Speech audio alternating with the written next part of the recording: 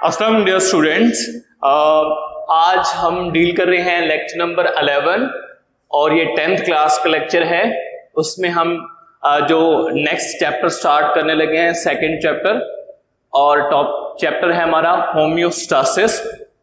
Basically homeostasis दो word से बना है। अगर हम इसमें देखें तो एक है वर्ड हमारे पास है होमो, दूसरा है स्टेसिस। होम्यो मीन होमोसिस्ट जो है वो ट्रायोस्टेसिस मीन, देखिए दोनों को देख लेते हैं। होमो कहते हैं सेम, मतलब एक जैसा होना, और स्टेसिस कहते हैं टू मेंटेन। यानी अगर कोई ऑर्गेनिज्म अपनी बॉडी के अंदर एक्सटर्नल और इंटरनल बॉडी कंडीशंस को सेम रखता है, इक्विलिब्रियम के अंदर रखता है, मेंटेन रखता है, तो इस प्रोसेस का नाम होता है होम्योस्टासिस। अब हम इसको डील कर लेते हैं कि बेसिकली होम्योस्टासिस है क्या चीज। होम्योस्टासिस कहते हैं, अगर हम इसको दूसरे लफ्जों में देखें तो हम कहेंगे कि हमारी बॉडी जो है, हमारी बॉडी के अंदर थाउजेंड ऑफ केमिकल रिएक्शंस हो रहे हैं, और वो सारे के सारे थाउजेंड ऑफ केमिकल रिएक्शंस या मिलियंस ऑफ केमिकल रिएक्शंस उनको कैरी कर रहे हैं एंजाइम।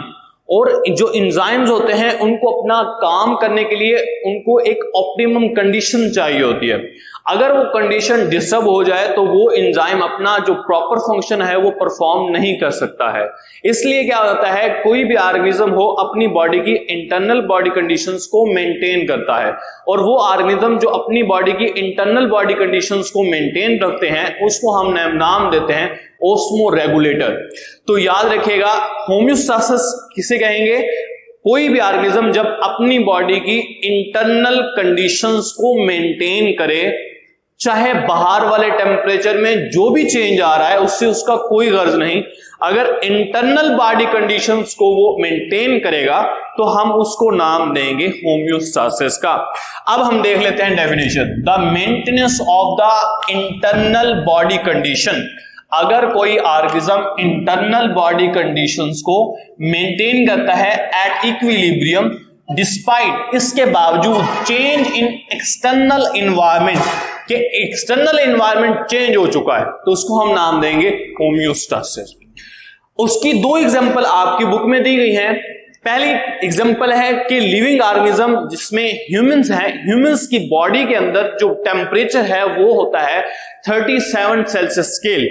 यानी हमारी बॉडी का टेम्परेचर 37 रहता है, चाहे बाहर वाले टेम्परेचर में कि कोई चेंज आ जाए, यानी टेम्परेचर बढ़ जाए चाहे कम हो जाए, ह्यूमन ऑर्गेनिज्म अपनी बॉडी के टेम्परेचर को 37 पे मेंटेन करता है, क्योंकि 37 सेल्सियस जो टेम्परेचर है ह्यूमन बॉडी का वो ऑप्टिमम टेम्परेचर है, जिसके ऊपर लिविंग जो ह्यूमंस हैं इनकी एक्टिविटी मैक्सिमम होती है। इस वजह से इसको हम ऑप्टिमम टेम्परेचर कहते हैं। दूसरी बात हमारे पास एग्जांपल है ब्लड ग्लूकोज की।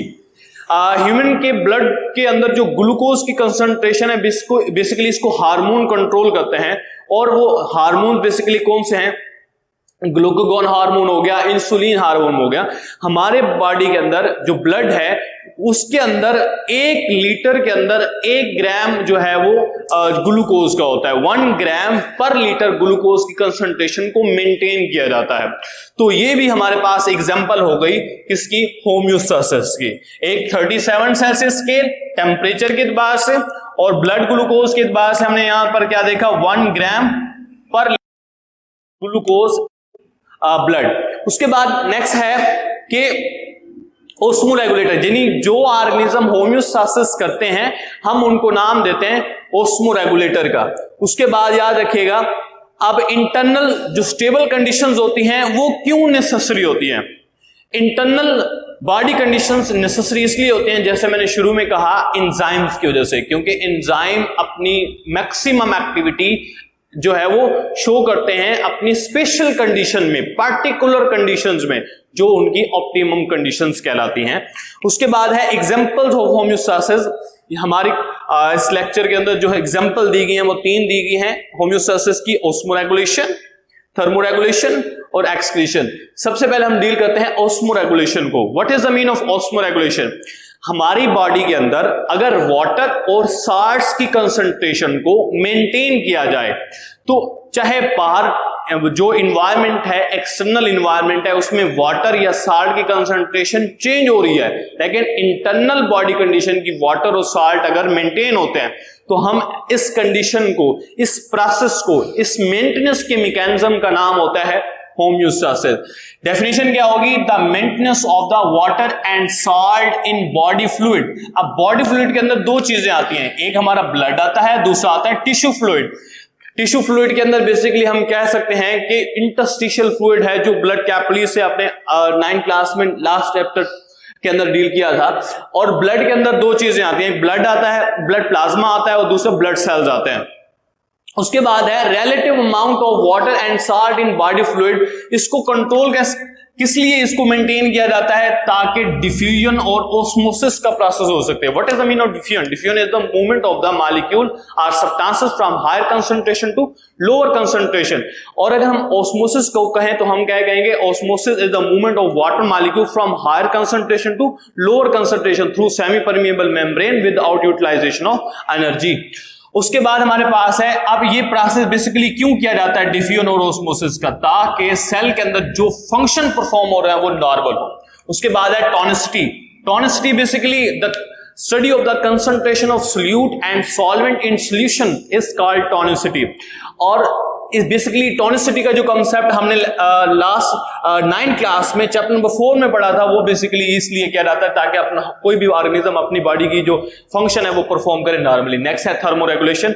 थर्मोरेगुलेशन बिल्कुल आसान है कि अगर कोई ऑर्गेनिज्म अपनी बॉडी का टेम्परेचर मेंटेन करता है, एक्सटर्नल टेम्परेचर चाहे बढ़े या चाहे कम हो, इसको नाम देते हैं थर्मोरेगुलेशन। जैसे कि एग्जांपल हमारे पास है, ह्यूमन बॉडी का टेम्परेचर 37 सेल्सियस होता है, चाहे बाहर टेम्परेचर कम हो चाहे ज्यादा हो, लेकिन इस कंडीशन को, इस मैकेनिज्म को हम नाम देंगे थर्मोरेगुलेशन का। डेफिनेट अगर हम रीड करें, maintenance of the internal body temperature change in despite change in external temperature is called thermoregulation. और इसकी रीजन क्यों होती है कि वो अपना ऑप्टिमम टेम्परेचर करता है? एंजाइम, क्योंकि एंजाइम का मैक्सिमम वर्किंग करते हैं ऑप्टिमम टेम्परेचर के ऊपर। लास्ट में हमारे पास है एक्सक्रीशन।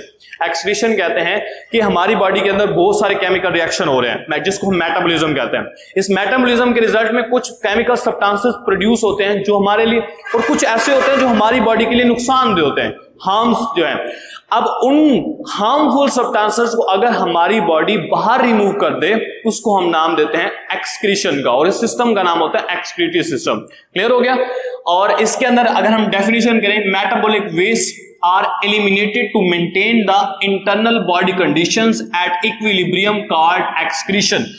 फॉर एग्जाम्पल अगर हम बात करें तो इसमें याद रखिएगा, what is mean of metabolic waste. Metabolic waste अभी बताया था, मेटाबॉलिज्म के रिजल्ट में कोई भी केमिकल सब्सटेंस प्रोड्यूस हो जो हमारी बॉडी के लिए नुकसानदेह हो, उसे हम कहेंगे मेटाबॉलिक वेस्ट।